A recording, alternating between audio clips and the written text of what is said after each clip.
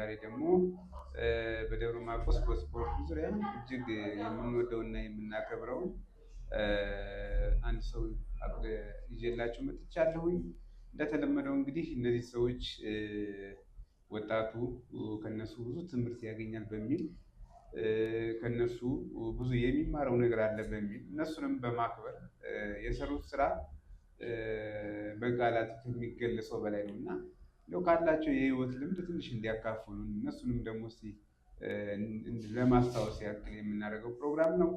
እንግዲህ ዛሬ ደስ የሚል እንግዳ አቅርበናል። እንግዳችንን ከማስተዋወቅ በፊት ወደ እሱ መራቸው እና ራሱን ያስተዋውቅልናል። እንኳን ደህና መጣህ ጋሽ። እንኳን ቆያችሁኝ። አመሰግናለሁ። እስኪ እንግዲህ ያው እነሱም እየተከታተሉን ነው፣ ብዙም ያው ሰው አለ። ራስን በቅድሚያ ያስተዋውቅልንና ወደ ዋናው ጥያቄ እንገባለን። እሺ፣ አመሰግናለሁ። እኔ ሚካኤል ስዩም እባላለሁ። በዚህ በደብረ ማርቆስ ከተማ ተወልጄ ያደግኩ ሰው ነኝ። አንደኛ ደረጃም ሁለተኛ ደረጃም እዚሁ ጨርሰን ወደ መምህራን ማሰልጠኛ በመሄድ በመምህርነት ሳገለግል የኖርኩት። በመምህርነት ከአንደኛ ደረጃ እስከ ኮሌጅ ድረስ አስተምሬያለሁ። ለ22 ዓመት ካስተማርኩ በኋላ ተወዳድሬ ወደ ስፖርት ኮሚሽን ከገባሁ በኋላ ለ18 ዓመት ስፖርት ኮሚሽን አገልግያለሁ። በጥቅሉ ለ40 ዓመት ያህል አገልግዬ በጥሮታ ያለው በአሁኑ ሰዓት። እሺ ጋሽ ሚካኤል፣ ያው እንግዲህ አንተ በስፖርቱ ዙሪያ ብዙ ነገሮችን ሰርተሃል። እንግዲህ ከዚህ በፊትም እያቀረብናቸው አሉ ነጋሽ ታዴ፣ ነጋሽ ፍሬ ያሉ ልክ እንደነሱ ሁሉ አንተም ጊዜ መስዋዕት በማድረግ እድሜህን መስዋዕት በማድረግ በስፖርት ብዙ ነገሮችን አድርጋል እና እንደው በስፖርት ዙሪያ የነበረን ተሳትፎ ምን ደረጃስ እንደነበረ እስኪ በጥቂቱ እስኪ አስታውስን። እስኪ እንግዲህ ስፖርቱን በተመለከተ ከተማሪነታችን ጀምረን ነው እግር ኳስ ፍቅሩ የነበረኝ። ስለዚህ በመጀመሪያ ደረጃ በ73 ዓመተ ምህረት ጀምሮ የከፍተኛ አንድ የሚባል ክለብ ውስጥ በቢ ውስጥ ገብተን ስናገለግል ቆይተን በአመታችን ወደ ኤ በመግባት ከተማው ውስጥ ካሉት አንዱ ክለብ ውስጥ ተጫዋች ሆኜ ለብዙ ዓመት አገልግያለሁ።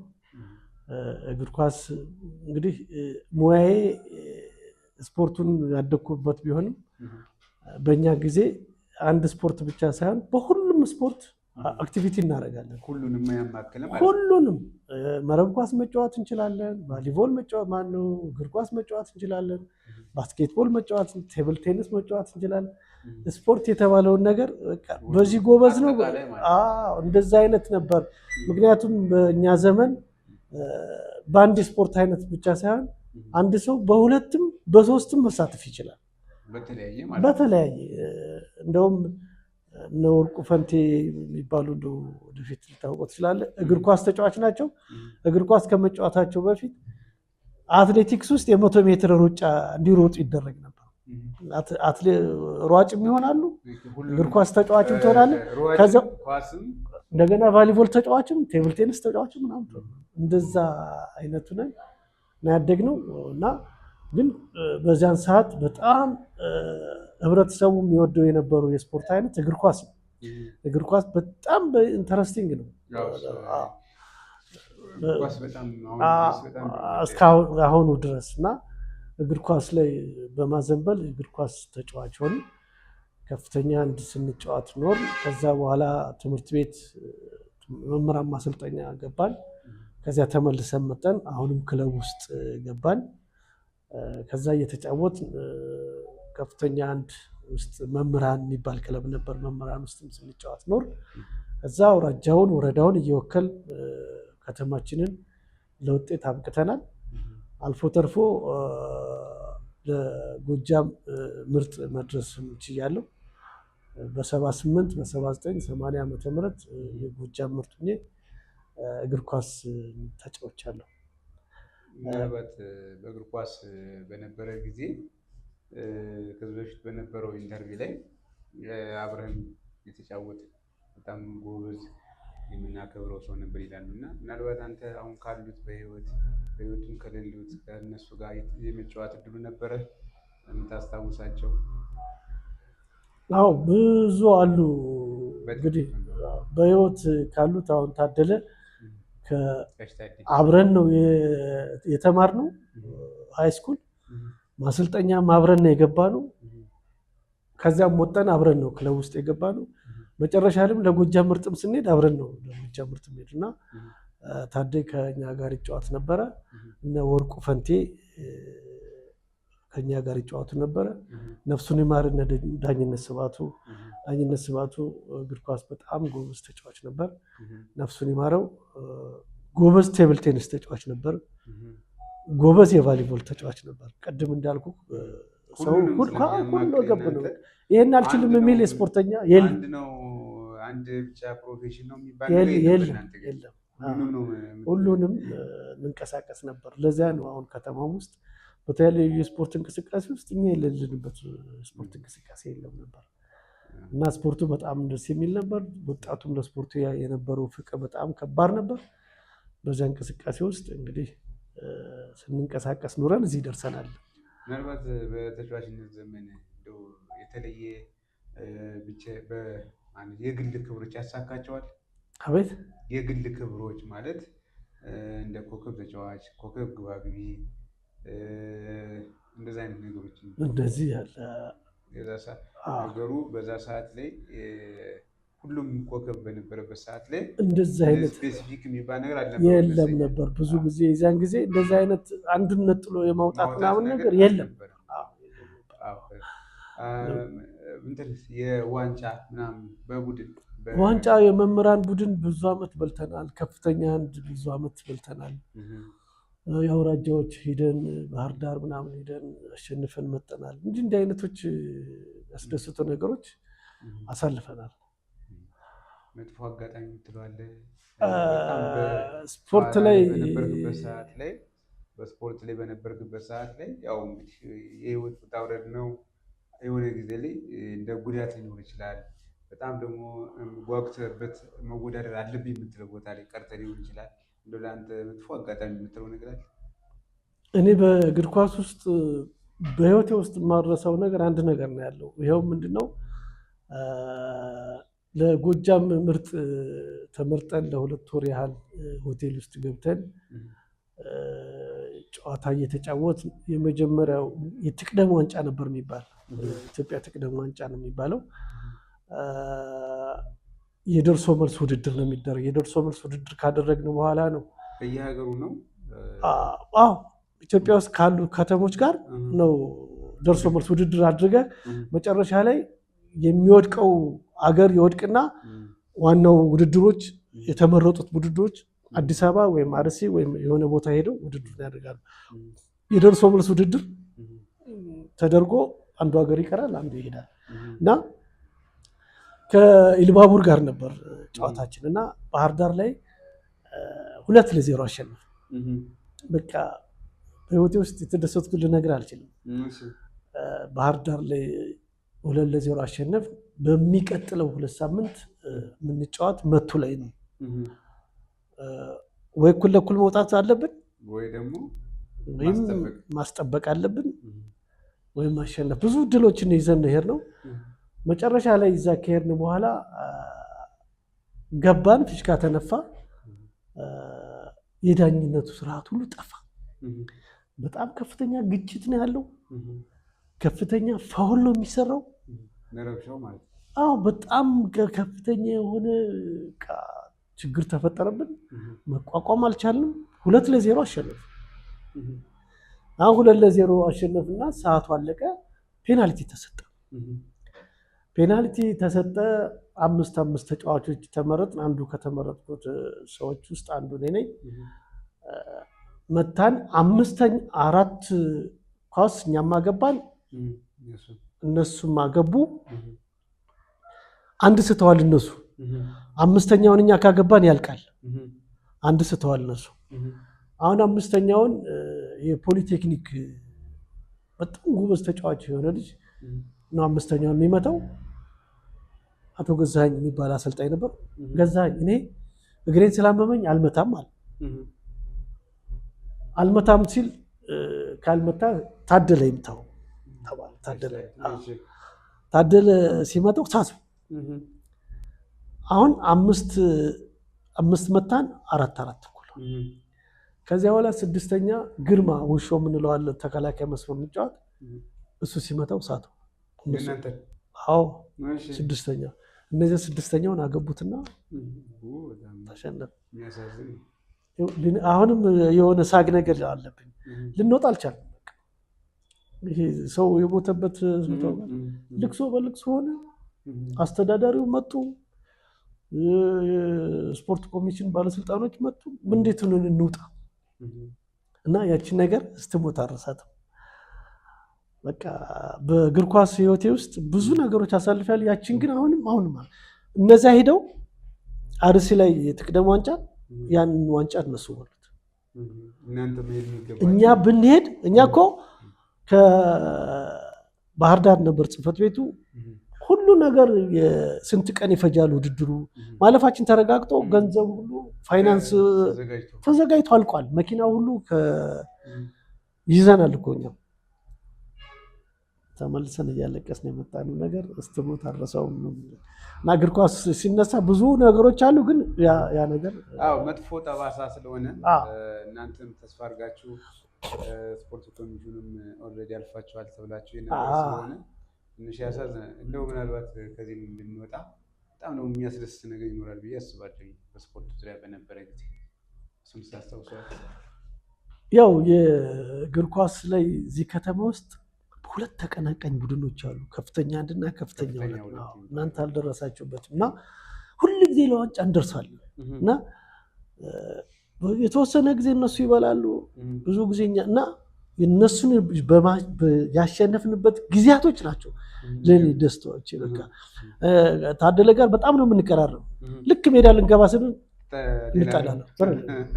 በቃ ስድብ አለ፣ ጉሽም ያለ ምናምን ነግሬሃለሁ ምናምን እንደዛ ተባብለን ነው የምንገባ። ስንገባ እልህ እኔ እና እሱ እልህ ተያይዘን የምንገባ እና አስራት ደሴ ምናምን የሚባሉ ጓደኞች አሉ።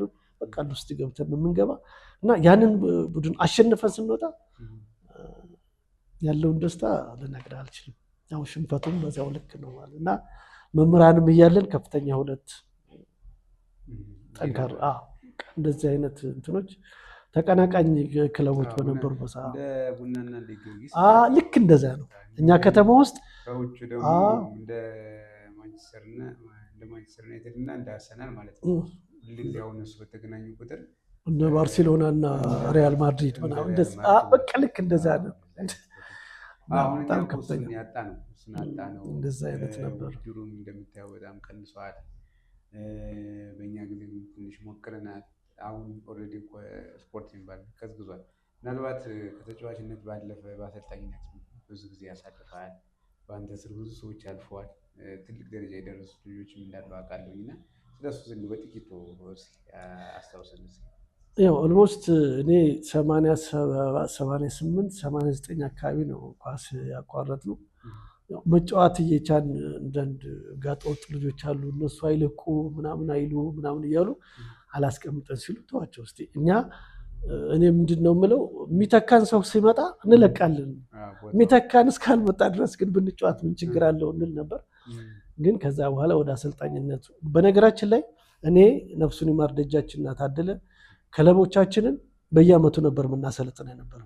ዘንድሮ ታደለ ካሰለጠነ በሚቀጥለው ደጃች ያሰለጥነ፣ ደጃች ካሰለጠነ በኋላ እና ሶስት እንደዚህ የተቀያየን ነበር ስልጠና የምንሰጥ። ከዚያ በኋላ ሃይስኩል ደርሰበት ከሆነ የሃይስኩል አንድ ክለብ ነበር ድብዛ አጠቃላይ ሁለተኛ ደረጃ ትምህርት ቤት። እሱን እኔ ስልጠና እዚያ እየተጫወትኩ እዚያም ስልጠና የምሰጥበት ኮንዲሽን ነበር። እንደገና ደግሞ የተለያየ ትምህርት ቤት ነው ያለን። የተለያየ ትምህርት ቤት ስንኖር ይዘናቸው ምንመጣ ልጆችን እልክ ተያይዘን ነበር ምንመጣ ነበር። እኔ ከአብማ ልጆችን ይዤ እመጣለሁ።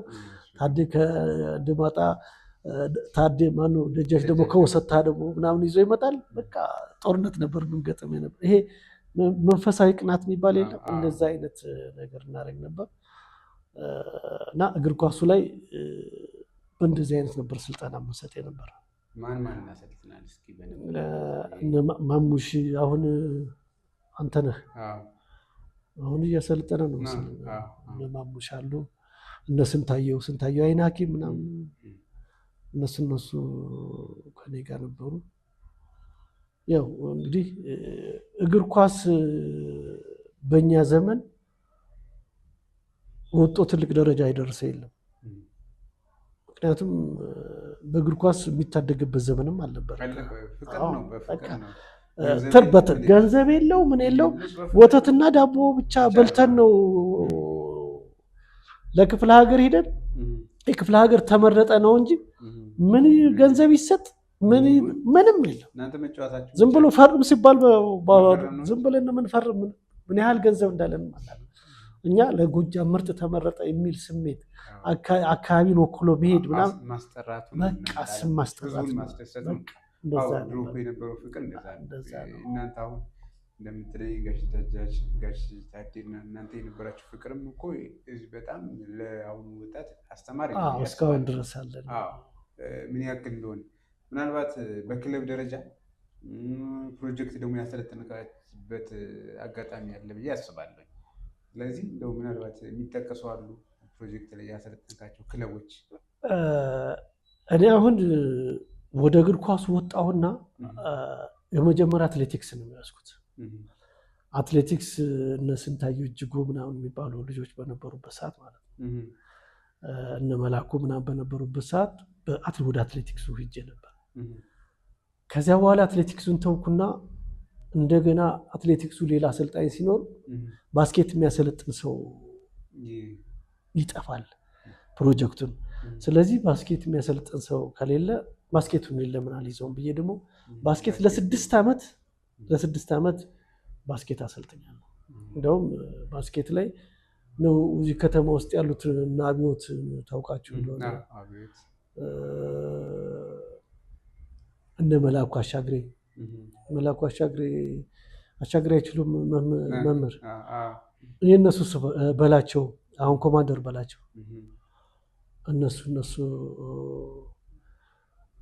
ሴቶች ደግሞ እነ ባንቹ ምናምን የሚባሉ ልጆች እነሱ አይነት ባስኬቱን ለ6 ዓመት ፕሮጀክትን ይዤ ስልጠና ሰጥቻለሁ እንጂ እግር ኳስን አንደኛ አሰልጣኝ ብዙ አለ።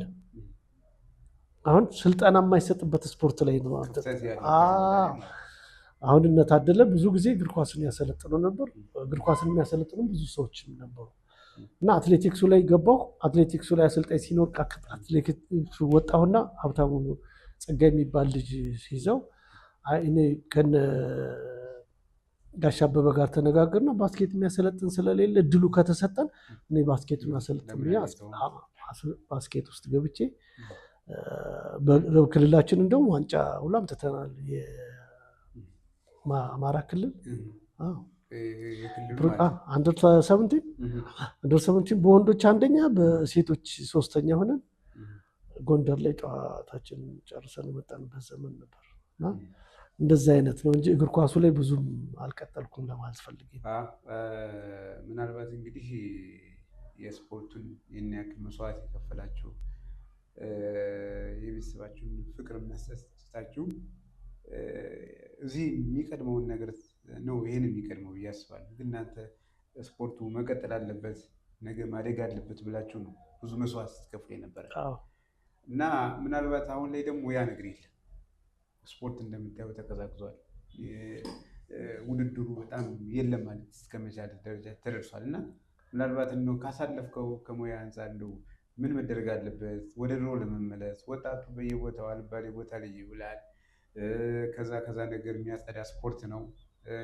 በእግር ኳስ ዘንድ ቢባል የደብረ ማርቆስ ሕዝብ በጣም እግር ኳስ ወዳድ ነው።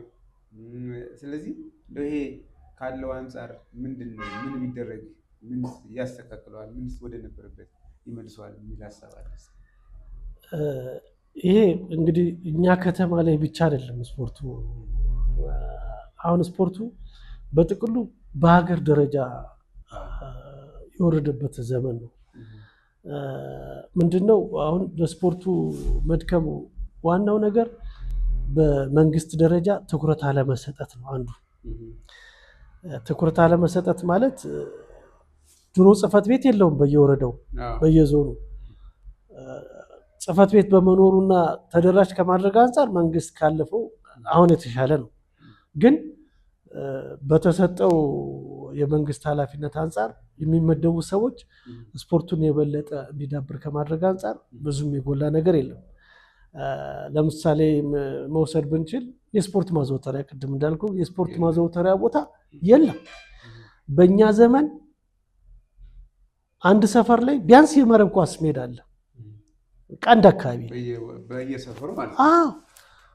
ሌላው የስፖርት ማዘውተሪያ ቦታ እንኳ ባይኖር ክፍት ቦታ ኖሮ የአካባቢ ልጆች እዛች ክፍት ቦታ ላይ የሚንቀሳቀሱበት አክሰሱ ነበር እና ወደ መጥፎ ቦታ የመሄድ እድሉም አልነበራቸውም። እና አንዱ ትልቁ ማነቆ ለስፖርቱ እድገት ማሰሪያ የሆነው የስፖርት ማዘውተሪያ ቦታ አለመኖር። የስፖርት ማዘውተሪያ ቦታ አሰልጣኝም አይኖር፣ የመንግስት አካልም አይኖር። ወጣቱ የስፖርት ማዘውተሪያ ቦታ ካለ ቡቴት ኳስም ሰፋ፣ ላስቲክ ኳስ የሚያዘ ጠንከር ያለ ኳሶች የሚያዘ ሄዶ እዛ የሚጫወትበት ኮንዲሽን ይፈጠር ነበር። አሁን ግን የለም። አሁን ትልልቅ ከተሞች ላይ እያየን ነው። አሁን አዲስ አበባ ቅድም እንዳልከው አዲስ አበባ ከተማ ላይ በየቦታው አሁን የትና የታ ማዘውተሪያ ቦታዎች የተከፈቱ የጠጠር መጣያም የለም። አንዱ ሲወጣ አንዱ ሲገባ፣ አንዱ ሲወጣ አንዱ ሲገባ፣ በቃ ምንም እረፍት የለውም ሜዳው። ይሄ ምንድነው ስፖርት ማዘውተሪያ በጣም አስፈላጊ መሆኑን የሚያመላክት ነው። ስለዚህ እኛ ከተማም ላይ ወደፊት ሊያድግ የሚችለው የስፖርት ማዘውተሪያ ቦታዎች ቢቻል በቀበሌ ካልተቻለ በክፍለ ከተማ የስፖርት ማዘውተሪያ ቦታ መኖር አለበት። የስፖርት ማዘውተሪያ ከሌለ ስፖርተኛን ማፍራት አይቻልም። የስፖርት ማዘውተሪያ ሲባል የእግር ኳስ ሜዳ ብቻ ማለት አይደለም። ሶስት በአንድ ሜዳ ሶስት ነገር ቫሊቦልን፣ ቅርጫት ኳስን፣ ሃንድቦልን ሊያጫውት የሚችል ሌላ ደግሞ እጥረቱ ካለ እግር ኳስም እዚያ ውስጥ ልናካትተው እንችላለን። አሁን ባጭር ጨዋታዎች እየተደረጉ ስለሆነ ስለዚህ ትንንሽ ሜዳዎች በየአካባቢ ቢኖሩ የበለጠ ስፖርተኞችን ልናፈራ እንችላለን። አሁን የስፖርት ማዘውተሪያ በመጥፋቱ አንዱ የሞቱ ስፖርቶች ማን ናቸው? ሃንድቦል ሞተ፣ ቅርጫት ኳስ ሞተ። ሁለቱ ቅርጫት ኳስ እንደውም ቆይቷል ከሞቱ። ምክንያቱም የስፖርት ማዘውተሪያ ቦታ ስለሌለ። አሁን ስፖርት ማዘውተሪያ ቦታ ባለበት ቦታ አሁን የቅርጫት ኳስ ሜዳ ቢኖር ዝም ብለህ ኳስ እያነጠርክ 4-5 ቀን ብትቆይ በሳምንት ውስጥ ሌላ ሊያነጡ የሚመጡ ልጆች ታገኛለህ። በቃ ራሱ ልጆችን ሊስብ የሚችል ነገር ልትፈጥር ትችላለና ስፖርትን ለማሳደግ የስፖርት ማዘውተሪያ ምንም ጥያቄ የሌለው ጉዳይ ስለሆነ ስፖርት ማዘውተሪያ በነገራችን ላይ ያው እድሜያችን ላንደርስበት እንችላለን። የተሰሩት ህንፃዎች ሁሉ ሊፈርሱ የሚችሉበት ዘመን ሊመጣ ይችላል። የስፖርት ማዘውተሪያ ዋናው ጤንነት ነው። ሆስፒታል እኮ የሚሰራ የታመመን ሰው ለማዳን ነው። የስፖርት ማዘውተሪያ ግን ከመታመሙ በፊት ጤናውን እንዲጠብቅ ለማድረግ ነው። ስለዚህ ቅድሚያ መሰጠት ያለበት መከላከል ነው አይደል? የጤና መርሁ መከላከል ነው። ስለዚህ ለመከላከል ደግሞ የስፖርት ማዘውተሪያ ወሳኝ ናቸው እና ቅድሚያ ሊሰጣቸው ይገባል። አሁን ብዙ ሰው ሀገራችን ውስጥ 90% በሐኪም ትዕዛዝ ነው ስፖርት እየሰራ ያለው 90%። ኤክሰርሳይዝ ስራ ምናምን፣ ግን ያ ከመምጣቱ በፊት መሰራት አለበት። ስለዚህ የስፖርት ማዘውተሪያ ቦታዎች በጣም ወሳኝና ለሌላ ሊተላለፍ የማይችል ነገር ዛሬውኑ ጊዜ ተሰጥቶት የማይገባ ቶሎ ብሎ ወደ ተግባር ይገባ ነው። ጋሽ ሚካኤል የሰጠን መልእክት ሁላችን የሚሰሙት ነው። እንግዲህ የሚሰማን አካል ይህን ነገር በአፋጣኝ መልስ ሰጥቶ በየቦታዎች የስፖርት ማዘውተሪያ ይኖራሉ ብለን እናስባለን። ይህ ማንቂያ ደወልም ስለሆነ ማለት ነው። ምናልባት አሁን አንተ ጡረታ እንደወጣ ነግረኸኛል። አሁን ላይ ምን ጋር ነው በስፖርቱ ዙሪያ አሁን ያሳትፏቸዋል? የተሳተፋችሁ ነው ወይ? ስልጠና ላይ እያሰለጠኑት ነው ወይ? ምን እስኪ ያን ትንሽ አጠራኝ። እኔ ጡረታ ከወጣ በኋላ ስፖርት መምሪያ ውስጥ የአትሌቲክስ ፌዴሬሽን ፕሬዚዳንት ነኝ እና አትሌቲክሱን መስመር ለማስያዝ እየተፍጨረጨርኩ ነው ያለሁት። ያው እንዳለመታደሉ ነው የወቅቱ ጉዳይ ትንሽ ማነቆ ስለሆነ በየወረዳው ሂደን ኮሚቴዎችን አጠናክረን በኮሚቴዎች አማካኝነት አሰልጣኞችና ዳኞችን በማሰባሰብ ወደ ስልጠና የሚሄዱበትን መንገድ ለማመቻቸት ፕሮግራም ይዘን እቅድ አዘጋጅተን ነበር። ያው የወቅቱ ጉዳይ ትንሽ ማነቆ ሆኗል። ግን ቢሆንም ባለፈው ዓመትም በዛ ቀውጢ ሰዓት ውስጥ የወጣቶች ሻምፒዮና አዘጋጅተን በክልል ደረጃ እንዲወዳደሩ አድርገናል። በዘንድሮ ዓመትም የሀገር አቋራጭ ውድድር ደብረ ማርቆስ ከተማ ነው የተካሄደው። ያ ውድድር እንዲካሄድ ጥረት አድርገን 8 ወረዳዎችን እንዲወዳደሩ አድርገን ለክልል የሚመሩት ወጣቶችን ለማፍራት ችለናል እና አሁን ስፖርቱን አልተውኩትም፣ ልተወውም አልችልም።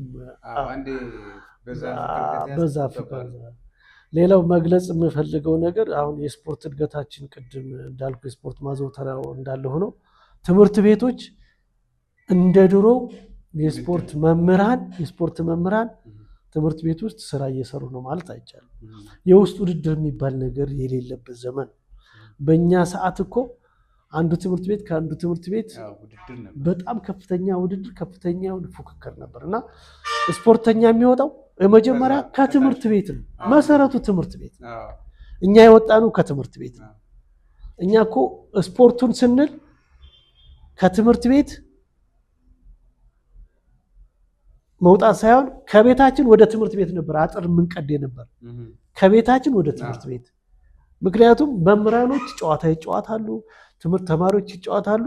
ካለ ፈረቃችን መግባት ስለማይቻል አጥር ቀደን እንገባ ነበር እንጂ ከትምህርት ቤት ወደ ውጭ አይወጣም ነበር። ስለዚህ ያ ምንድነው ስፖርቱ ትምህርት ቤት ውስጥ ከፍተኛውን እንቅስቃሴ ስለነበረው ነውና አሁን አንደኛ የስፖርት ማዘውተሪያ ቦታዎች በስርዓት እየተሰሩ አይደለም። ምክንያቱም ስፖርት ማዘውተሪያ ቦታዎች ትምህርት ቤት ውስጥ በጥሩ ሁኔታ ካልተሰሩ ተማሪዎች የውስጥ ውድድር፣ ሁለተኛ ብዙ ትምህርት ቤቶች የስፖርት ማዘውተሪያ ቦታ ሳይኖራቸው የሚሰሩ ትምህርት ቤቶች አሉ። ትምህርት ቤት ካለ ስፖርት ማዘውተሪያ እንዴት ነው መጀመሪያም ሲሰራ ማለት ነው? እንደዚህ አይነት ነገሮች አሉና አንዱም ለስፖርቱ ማነቆ የሆነው የስፖርት መምህራን በትምህርት ቤት ውስጥ ጠንካራ የሆነ የውስጥ ውድድሮችን አጠናክሮ ተማሪዎች የስፖርት ኢንተረስቱ የስፖርት ፍቅሩ እንዲኖራቸውና ወደ ስፖርት ኮሚሽን መጥተው ወደ ክለብ እንዲታቀፉ የማድረግ ስራ የሚሰራው መሰረቱ ያለ ትምህርት ቤት ውስጥ ነውና ትምህርት ቤት ውስጥ ያለው መምህራን ለስፖርቱም ትልቅ ሚና ስላላቸው ትኩረት ተሰጠው መሰራት ያለበት ሆኖ በዚህ አጋጣሚ መግለጽ እፈልጋለሁ። እውነት ነው ጋሽ ሚካኤል፣ ምንም ጥያቄ የለውም። እንግዲህ ያለው ሙሉውን ምን መስተካከል አለበት፣ ምን መደረግ አለበት፣ ከሙያ አንጻር ካሳለፈው አንጻር ያለውን የስራ ወይም ደግሞ በነበረበት ጊዜ ያገኘውን ልምድ እያካፈለን ያለው እንግዲህ ምናልባት መጨረሻ ላይ ማመስገን የምትፈልገው መናገር የምፈልገው የረሳሁት ነገር አለ የምትለው ነገር ካለ የመጨረሻ ዕድል ልስጥህና እንሰነባበታለን። እኔ በቅድሚያ ይሄን ፕሮግራም በአንተ ይሄ መዘጋጀቱ በጣም ላመሰግን እወዳለሁ። ምክንያቱም ያው ስፖርቱን ማንሳት የሚቻለው በተለያየ መልኩ ነው። ስለዚህ አንዱ አመላካች ነገር ይዘህ የመጣ ስለሆነ ዳኛቸውን በጣም አመሰግናለሁ። እኛ አንጋፋዎች ያላሰብነውን ነገር በአንተ መሰራቱ በጣም ደስ ብሎኛል። ሁለተኛ ላመሰግን የምፈልገው አሁን ኮማንደር ዮሐንስ እየተንቀሳቀሰ ያለው ነገር አለ። ስፖርቱ ባለውለታ የሆኑት ስፖርቱን ብዙ ደረጃ ያደረሱት ዛሬ ደግሞ እየተንቀሳቀሱ ያሉትን ማንቃት አለብን የሚል ፕሮግራም ጀምሮ እየተንቀሳቀሰ ያለውን በዚህ አጋጣሚ እሱን አመሰግናለሁ። በጥቅሉ እንግዲህ ይህን ፕሮግራም አዘጋጅታችሁ ለህዝቡ እንዲደርስ ለማድረግ ስፖርት በከተማችን ላይ የሚያድግበት ሁኔታ እንዲመቻች ጥረት የምታደርጉትን በሙሉ አመሰግናለሁ። እግዚአብሔር ይስጥልኝ። እሺ ጋሽ ሚካኤል በጣም ነው የምናመሰግነው። እዚህ ድረስ መጥተህ ጊዜን መስዋዕት አድርገህ ለእኛ ያለን ልምድ ለማካፈል ድረስ ስለመጣ እጅግ ከልብ ነው የማመሰግነው። በጣም ማከብረው የምወድህ እንደ አባት የምናይ ሰው ነህ። ከአንተ ደግሞ ወጣቱ ብዙ ነገሮች ይማራል ብለን እናስባለን። ወደፊት በሚኖረን ፕሮግራም ደግሞ እናንተን የማክበር እናንተን የማመስገን ፕሮግራም ይኖረናል። ይህንን ነገር እናደርጋለን። ከዛ ውጭ ደግሞ እንግዲህ የኔ የዳኝ ሰርጎ ሚዲያ እንዲህ አይነት ለሀገር ለወገን ውለታ የዋሉት ጥሩ ነገር የሰሩት ሰዎች ተደብቀው ያሉ መታየት የማይፈልጉ ግን ስራቸው የሚናገርና የሚታይ የሆኑ ሰዎች አሉና ለእናንተ በየቦታው ባሉበት ቦታ እያቀረብን ለእናንተ የምናሳይ መሆኑን ነው። ወጣቶች ብዙ ማታወቃችኋለሁ እናንተን የማስተዋወቅ ለእናንተ ምን ይፈጣል ነው እናስባለን እና ይህንን ለማድረግ ነው። ሌላ የተለየ ዓላማ የለው። እነሱ ከተከበሩ እኛ እንደተከበርን ነው የምንቆጥረው። ይህንን ለማድረግ ነው። አብራችሁን ስለቆያችሁ እጅግ ከልብ ነው የማመሰግነው። ጋሽ ሚካኤል ድረስ አመሰግናለሁ። በሌላ እንግዳ እስክንገናኝ ድረስ መልካም ቀን ይሁንላችሁ። ደህና ዋሉ።